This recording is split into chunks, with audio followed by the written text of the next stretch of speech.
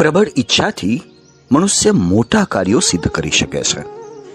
પ્રબળ ઈચ્છાને પૂર્ણ કરવા માટે જરૂરી એવો સમય અને સતત પ્રયત્ન જરૂરી છે.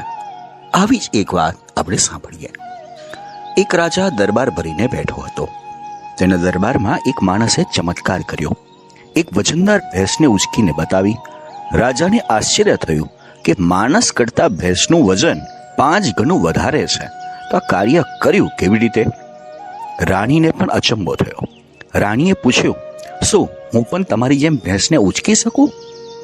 હા, તમે પણ મારી જેમ આ કામ કરી શકો. રાણીએ પૂછ્યું, કેવી રીતે? ત્યારે પેલા વ્યક્તિએ કહ્યું, બધું જ કામ અભ્યાસથી કરી શકાય છે. મેં આ પાછળ ઘણો સમય અભ્યાસ પાછળ ગાળ્યો છે. આ ભેંસ જન્મી ત્યારે તે નાની હતી. હું તેને ત્યારથી દિવસમાં 3 વખત ઉચકતો આવ્યો છું. આ કામ મેં સતત કર્યું અને તેથી આજે આ કામ મારા માટે સરળ બન્યું છે.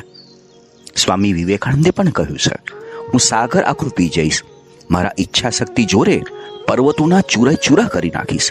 એ પ્રકારની ઈચ્છા રાખો તો જ તમે ધ્યેય સુધી પહોંચી શકશો.